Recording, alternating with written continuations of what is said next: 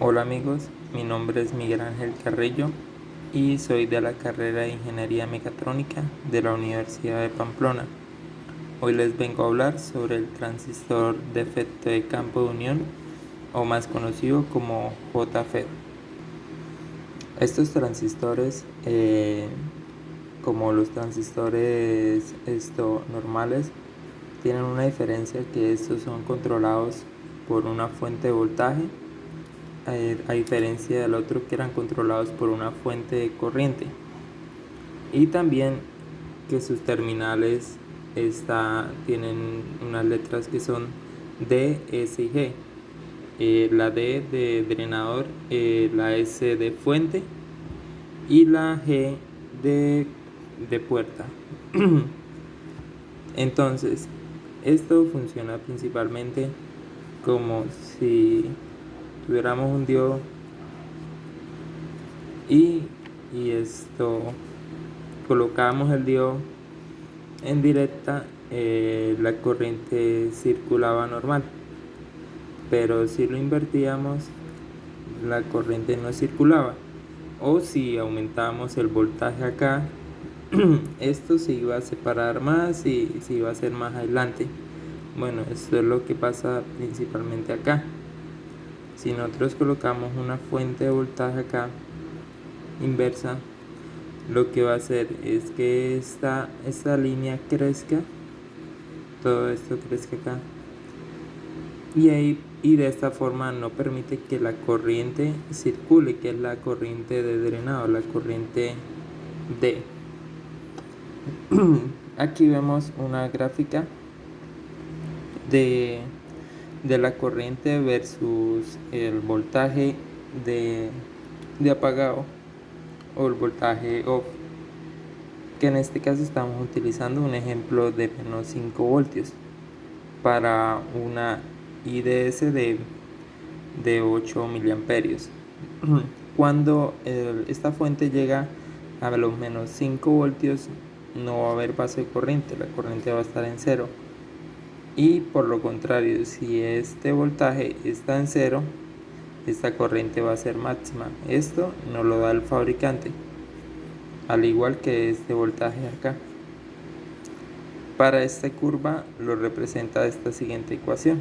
La ID va a ser igual a la IDSS, que es la que nos da el fabricante, por 1 menos el voltaje de la puerta y la fuente, sobre este voltaje, que es este mismo, que es este voltaje de acá, los menos 5 voltios. Ahora bien, acá tenemos otra gráfica donde podemos ver esta ecuación. Este punto lo representa esta ecuación, que el voltaje GS menos el voltaje P.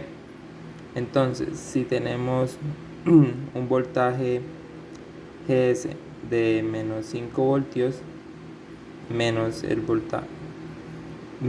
voltaje P, que es este que nos están dando acá, entonces nos daría menos 5, sería así, menos 5 menos y menos el voltaje que nos da el fabricante. Esto sería igual a 0, entonces estaríamos en esta fase. Ahora, en este punto más alto sería el voltaje VGS, sería de 0 menos el voltaje que nos da el fabricante, sería de 5 voltios, que sería este punto de acá. Ahora, siguiendo acá, tenemos unas ecuaciones. Las ecuaciones es la que ahorita veíamos de la curva, y si nosotros hacemos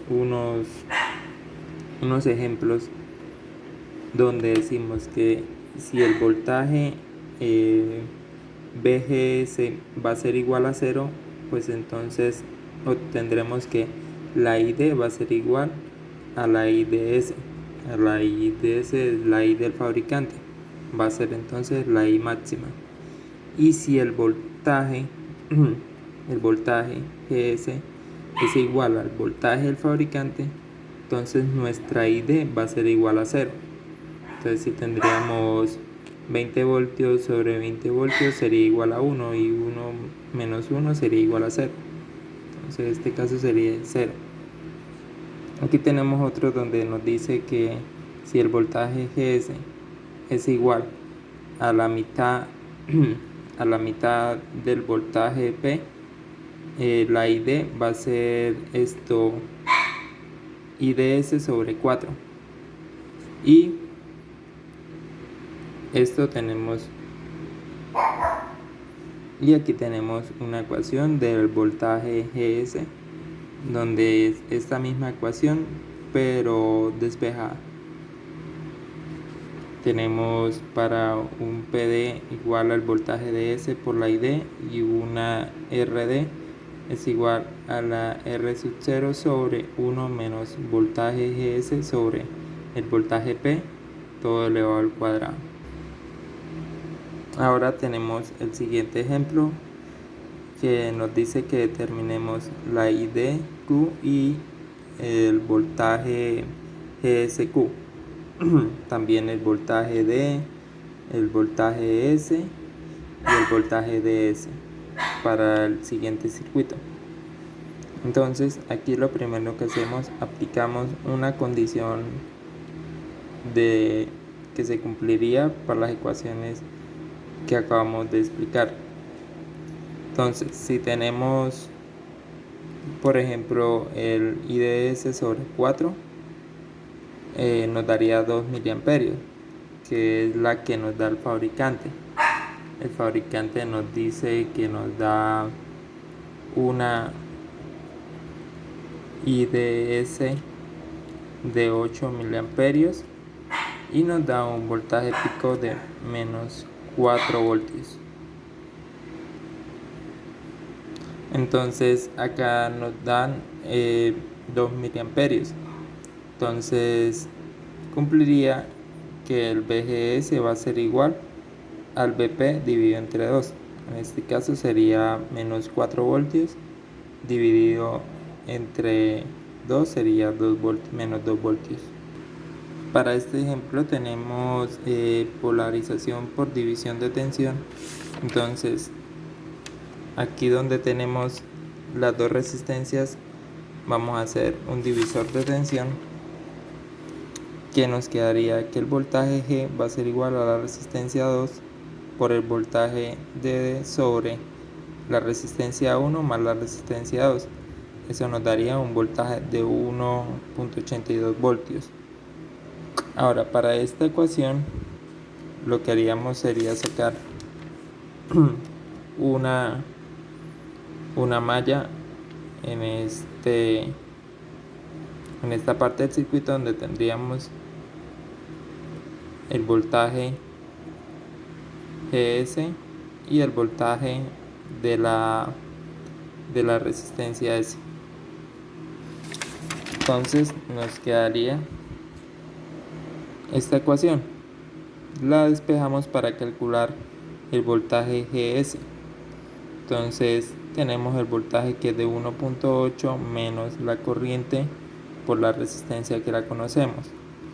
Ahora, si hacemos que cuando nuestra I sub 0 sea igual a 0, la ID sea igual a 0 miliamperios, entonces vamos a tener un voltaje de 1.8. O cuando GS sea igual a 0 voltios, nuestra ID va a ser igual a 1.21 miliamperios. Teniendo eso podemos hallar esta gráfica y podemos hallar nuestra línea de polarización. Tenemos acá nuestro punto Q y vamos a encontrar estos puntos que sería igual a la I de Q, que es de 2.4 miliamperios, y a la VGSQ, que es de menos 1.8 voltios. Para eso ya podemos resolver y encontrar a nuestra BD. BD va a ser igual a la BDD, que es el voltaje de entrada, que es 16 voltios, menos la ID por la resistencia D. Eso nos da un valor de 10.244 voltios. Y para el BS va a ser igual a la ID por la RS, y eso nos dará un voltaje de 3.6 voltios. La ID porque es la corriente que pasa por el transistor, ¿sí? Es la corriente que baja la misma ID. En el punto D tenemos que el voltaje DS va a ser igual al voltaje de D menos la ID por la resistencia D más la resistencia S. Eso nos da un voltaje de 6.64 voltios.